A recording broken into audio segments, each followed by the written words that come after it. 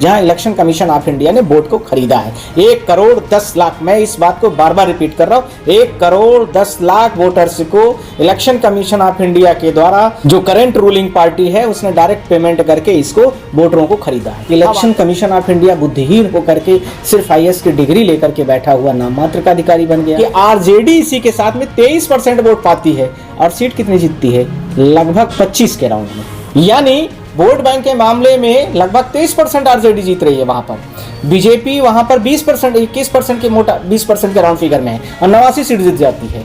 कितना बढ़िया चमत्कारी गणित है। मुझे लगता है कि आर्यभट्ट जी होते वो भी सुसाइड कर लेते कि क्या भारत देश के मैथमेटिशियन है और क्या इलेक्शन कमीशन ऑफ इंडिया है। जिस प्रकार से बिहार में चुनाव हुए हैं और उन चुनाव के बारे में सबको, पूरे भारत देश को जग जाहिर हो गया है। उसके विभिन्न कारण हो सकते हैं, क्योंकि कोई भी चुनाव हारना एक आम बात नहीं होती है और कोई भी प्रतियोगिता यदि आप हारते हैं, चुनाव यहाँ पर एक बड़ी प्रतियोगिता थी, उस प्रतियोगिता में हारने के कई सारे विभिन्न कारण थे। उन कारणों में से सबसे जो प्रमुख कारण है वो 7-8 है। क्रमशः हम एक एक करके बात करना चाहते हैं।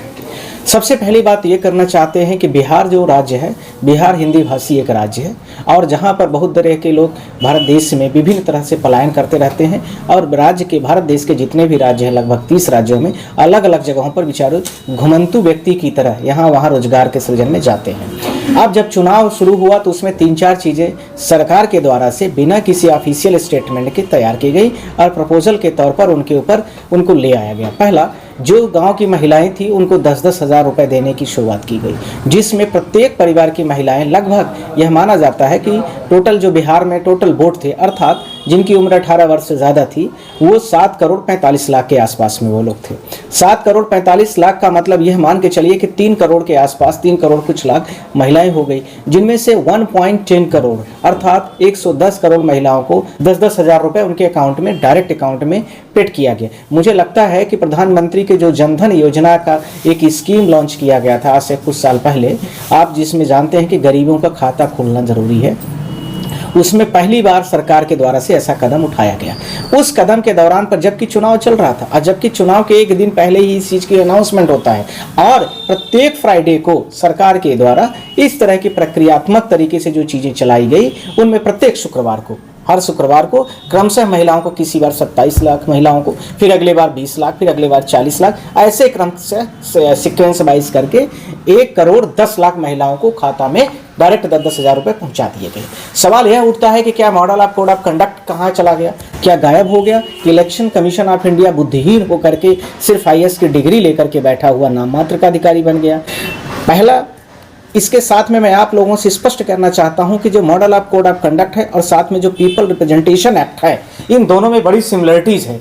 जो model of code of conduct है उसका चौथा पॉइंट यही कहता है कि किसी भी व्यक्ति को, किसी भी वोटर को कभी भी इन्फ्लुएंस नहीं किया जा सकता है। किसी भी मतदाता को आप उसको पैसा दे करके घर नहीं ला सकते हैं। किसी भी चुनाव के दौरान पर कोई भी सरकारी योजनाएं जो है वो उस समय पर सरकार नया तरीके से अनाउंसमेंट नहीं कर सकती है। यहाँ तो योजनाओं की शुरुआत छोड़ दीजिए, यहाँ तो डायरेक्ट पैसा ही दिया जा रहा है और मंच से विभिन्न पार्टियों के नेता, जिन पार्टियों की वहाँ पर सरकार थी, उनके माध्यम से कहा जाता था कि आपके अकाउंट में पैसा आए नहीं आए, आपके आए कि नहीं आए। अब इस तरह की जब भाषा भारत देश के चुनाव के स्तर पर बोली जा रही हो तो लेवल फील्ड जो कहा गया है इलेक्शन कमीशन ऑफ इंडिया के लिए, जिस तरह से CEC होता है, आप लोग जानते होंगे, जो केंद्रीय सूचना सतर्कता आयोग, बहुत सारे जो होते हैं जिनका कंफर्मेशन में यही है कि कोई भी पार्टी हो, कोई बड़ी होगी कोई छोटी होगी, उन समस्त पार्टियों के लिए लेवल फील्ड प्ले तैयार करने की जरूरत है। जब कोई रूलिंग पार्टी इस प्रकार से 10-10 हज़ार रुपये महिलाओं के खाते में डाली, अर्थात चुनाव के वोट को खरीदने की कोशिश की,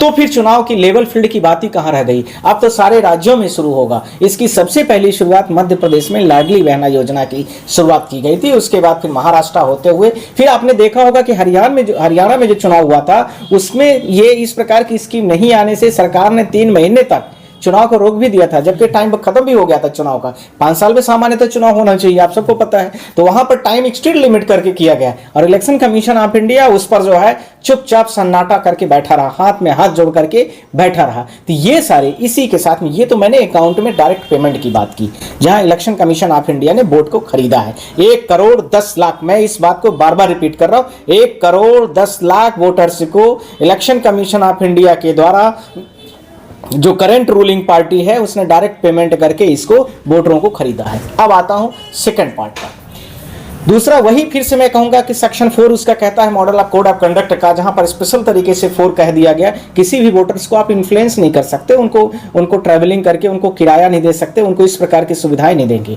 तो फिर कैसे हरियाणा से आप लोगों ने देखा होगा कि ट्रेनें स्पेशल तरीके से चलाई गई बिहार राज्य के लिए, और 3 अलग अलग ट्रेनें चला करके, जिसमें कपिल सिब्बल साहब ने उसकी प्रेस कॉन्फ्रेंस भी की थी और बहुत सारे बड़े नेताओं ने किया। और क्या कोई भी बात, मेरे पिताजी कई बार लोकसभा लड़े, इसलिए मैं थोड़ा डीपली नॉलेज है, मैं आप लोगों से बोलना चाहता हूं, यदि एक गाड़ी भी चुनाव के दौरान पर चलाई जा रही है और इलेक्शन कमीशन की आंखों के सामने से गुजर जाए और उसकी परमिशन न हो, या चाहे उसमें बक्सा रखा हो, चाहे उसमें पर्चियां रखी हो चुनाव की, चाहे अनाउंसमेंट वाले जो स्पीकर वगैरह हो, कुछ भी हो, या 3-4 लोगों से ज्यादा लोग बैठे हों और हाथ में पंपलेट और पर्चियां लिया, तो सारी की सारी गैर संवैधानिक होती हैं और उस गाड़ी को फ्रीज कर सकता है, सीज कर सकता है। मेरे चुनाव में कई सारी गाड़ियों के साथ हुआ भी था, इसलिए मैं उदाहरण बता रहा हूं। तो सवाल यह उठता है कि भारत देश के जो रेलवे मंत्री हैं, क्या उन 4 ट्रेनों को जिनको उन्होंने चलाया था इलेक्शन कमीशन ऑफ इंडिया से, उन्होंने परमिशन ली थी?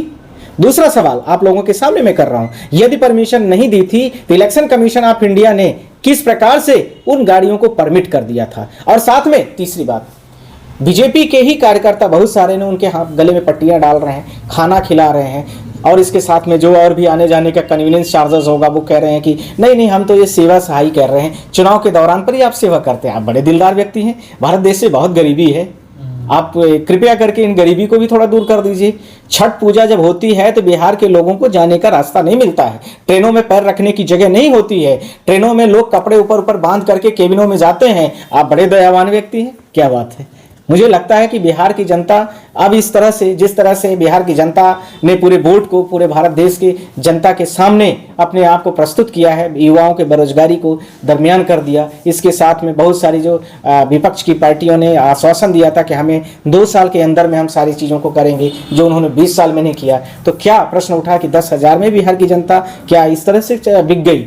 ऐसा आरोप है, और मुझे लगता है कि इलेक्शन कमीशन के माध्यम से ये सारी प्रक्रियाओं को किया भी गया है। ये इसका दूसरा कारण था। अब आ रहा हूं तीसरे और अगले क्रम से कारण में। टोटल मिलाकर के जो टोटल वोट थी 7.4 करोड़ थी, आप सबको पता है, जिसमें से बीजेपी को मिला है 89 सीट। लगभग माना जाता है कि बीजेपी ने 90% से ऊपर स्कोर किया है। यह पूरे भारत देश के इतिहास में अब तक का काफी बड़ा प्रश्नवाचक चिन्ह लगा है। अब तक में जैसे आपको टोटल सीट मान लीजिए लोकसभा में 543 टोटल सीट है, यदि मैं आपको इसको मतलब ये कहूँ कि इसका 90% के आसपास आपने सीट जीत लिया, तो आप मान के चलिए कि मोटा मोटा काफी बड़े लेवल पर हो गया, लगभग 500 के राउंड पर आ गए। तो ये सवाल उठता है कि ये सारे वोट कैसे आ गए? इन सारी चीजों का जवाब जो है इलेक्शन कमीशन ऑफ इंडिया के दिमाग में भी है, रिमोट कंट्रोल में भी है, और इसके साथ में उनके जो मशीन और उनके जो मैकेनिज्म सिस्टम है, जो पर्चियां बाहर इलेक्शन कमीशन के ऑफिस में पाई जाती थी, जो विभिन्न पोलिंगों में पाई जाती थी, जो विभिन्न प्रकार के जो चुनाव के दौरान पर लोगों ने जनता जनार्दन के माध्यम से सोशल मीडिया में वीडियो बना करके भेजा और जनता के सामने प्रस्तुत किया, उसके माध्यम से सबूत प्रस्तुत किया गया था। इस प्रकार से थी। इसी के साथ में यदि हम टोटल वोट के आधार पर देखते हैं, अर्थात परसेंटेज के मामले में, तो बीजेपी जो टोटल वोट पाती है वहां पर इनका जो, हालांकि सारा डेटा तो इनका आप सब जानते ही, पूरे भारत देश की जनता जानती, 20.8% 08 है, तो ये पाती है बीजेपी। इसके साथ में 19.25% है, ये पाती है जेडीयू। इसने इतना पाकर के 85 सीट जीतती है, ध्यान रखना 85 सीट जीतती है। पर सवाल यह उठता है कि आरजेडी इसी के साथ में 23% वोट पाती है, और सीट कितनी जीतती है? लगभग आप सब लोगों को पता है 25 के राउंड में।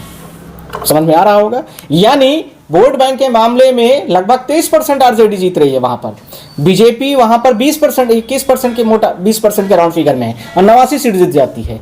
कितना बढ़िया चमत्कारी गणित है। मुझे लगता है कि यदि पाइथागोरस प्रमेय भी होते उस समय पर, और भारत देश के और क्या नाम है आर्यभट्ट जी होते, वो भी सुसाइड कर लेते कि क्या भारत देश के मैथमेटिशियन है और क्या इलेक्शन कमीशन ऑफ इंडिया है कि जो यह बैठ के कहता है कि भाइयों बहनों क्या मैं फोटो जारी कर दूं, भाइयों बहनों क्या मैं इनके लिए ऐसी चीजों को कर दूं, क्या आप अपने परमिट करेंगे कि फोटो आपके घर की बहन बेटियों को देखे?